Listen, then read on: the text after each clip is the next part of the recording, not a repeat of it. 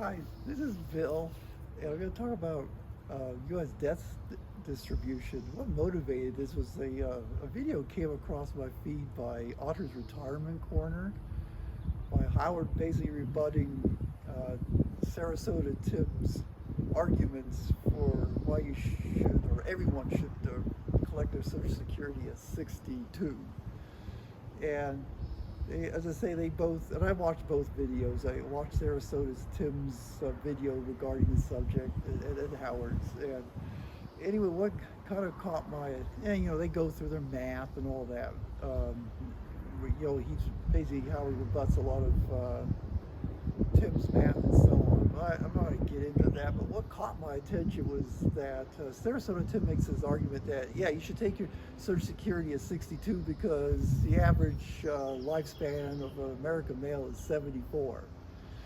And then the rebuttal from Howard came along the lines that, well, if you've lived to 74, the average age, I believe he said, was like 81 years old. If you make it to 67, the average age is, maybe it's 87 or something, it's higher. And I did make a comment on Howard's video, say that really when you get right down to it, none of this is useful at the individual level. These are just bulk statistics. And yeah, sure, I get it that if you're the Social Security Administration or a life insurance actuary, the bulk statistics matter a lot because that's going to tell you your financial liability is going to be. So you need to know that to plan and budget this stuff. But I'm more interested at the individual level, and I think most people would be too, because yeah, I mean, who cares if your next door neighbor lived to 104 and then the neighbor down the street died at 55? I mean, none of that's going to be helpful for planning your retirement. And obviously, if you know how long you're going to live, that'd be really useful for retirement planning. So what I'm going to talk about here, this kind of divulges into other topics. One of them being actually why these bulk statistics are probably not all that useful at an individual level. But I did learn something, and this is going to relate to Dr. Peter Attia's VO2 max discussions.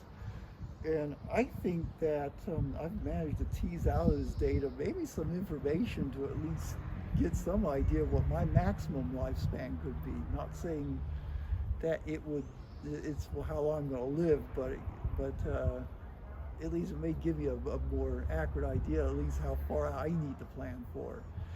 So, but as I say, I'm going to caution all this. This is not longevity advice, and as you know from my title, not good at anything is going to be maybe apropos here.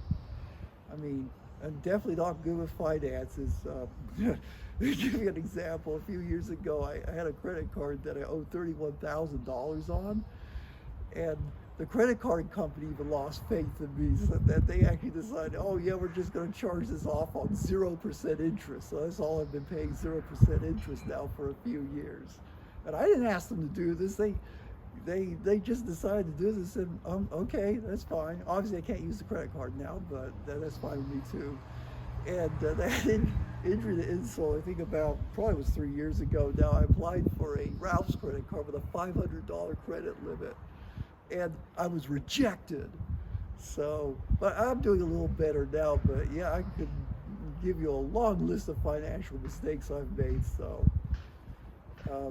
Again, one of the many things I'm not good at, but we'll get into the topic here.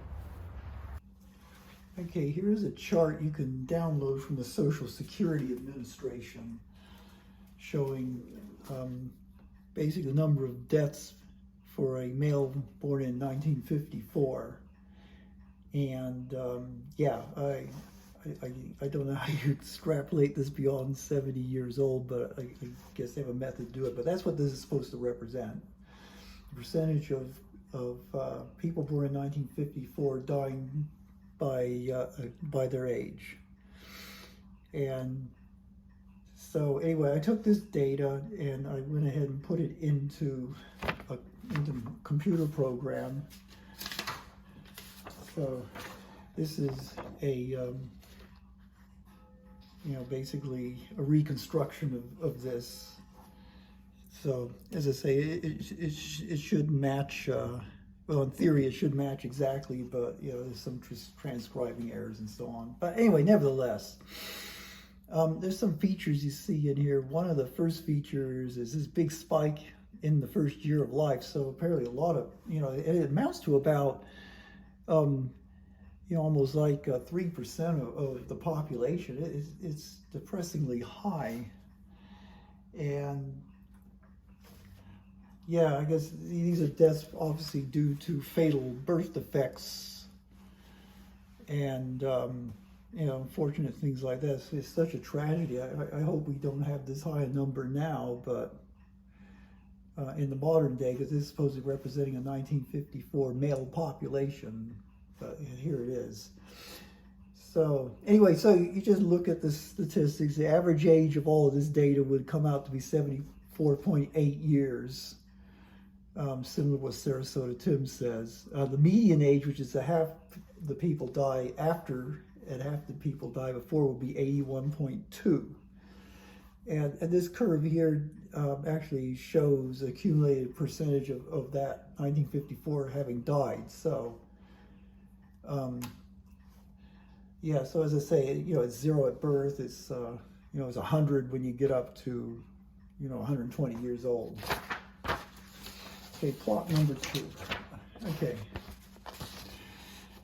Okay, what I did here was just do something really simple and relevant for this discussion. I went ahead and removed the first 2 years of life, so that way I just set these to 0, recomputed the totals, and went ahead and did the statistics. Notice that the average age now, of course, goes up to 77 years. That's a 4-year, or I guess, 3-year increase. Median age doesn't change too much, again, because the median is not so sensitive to outlier values. So it's a little under 82 years.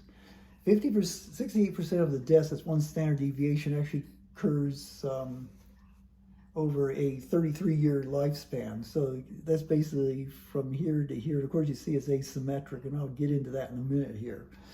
And then the 100-year percentile is about 98.3. But what really struck me about this curve is that it kind of goes up slowly, and then of course it picks up acceleration as you get to the top, and then on the other side it comes down very quickly. And so this is where I'm going to start making some hypotheses and speculations and start dissecting this. So I decided that there may be 2 causes of death here, or 2 groups of death, put it this way. One I'm going to call frailty, and the other one I'm going to call basically all cause, not frailty. So frailty is the things I would associate with a declining VO2 max or sarcopenia, or loss of muscle mass. In other words, your body just becomes too frail to live, basically. Those parameters go below critical levels for survival, and that will kill you. And then, of course, the all-cause mortality is generally dominated by cardiovascular problems, cancer, metabolic problems, neurological problems. So I went ahead and fitted what I call a bimodal Gaussian to this, and this is what results. It's actually pretty interesting. Okay, the green, as of the yellow, is like all the deaths. The green curve here is deaths due to frailty after we do the optimized fit, and then the reddish curve is the all-cause minus frailty deaths. So now the mean of the frailty curve, which is this line here, is actually 89 years. 66% of all deaths actually occur due to frailty between 13.1, which is a surprisingly tight distribution. But this is brought about because we're trying to match this downslope, which is very steep and fast. And as I said, I think it's due to frailty deaths becoming very dominant after your 90s. And then, of course, the other kinds of deaths, these are heart attacks and your cancer and so on, are generally occurring dominance before that, and that's covered by the red curve. The median age of that is actually slightly under 74 years. Although I think that's a little bit low, really, because I feel that this Gaussian fit is probably not the best fit to this. I think it's more asymmetric. In other words, I think you have a long tail to the young side and a shorter tail to the upper side, mainly because I think the frailty starts becoming a bigger issue. Anyway, the spread of that curve is 30 years. And so, and then of course, here you see the percentage of deaths due to frailty matching this curve, and then the set of deaths due to the other causes being this softer curve here. And so, of course, why does any of this matter? Well, this is one thing that I thought was very interesting, is that this, according to Dr. Peter Attia, he says there's a strong correlation between lifespan and longevity. And, you know, and this is where I'm going to take an issue with him, but his point is that he says 2%, the top, I should say the longest living people, you're talking about people out on the tail here, are in the top 2% of VO2 max. And then he compares that to how long the bottom 25% live, and I don't think he gave a year amount, although he says that it's like a five factor of longevity enhancement.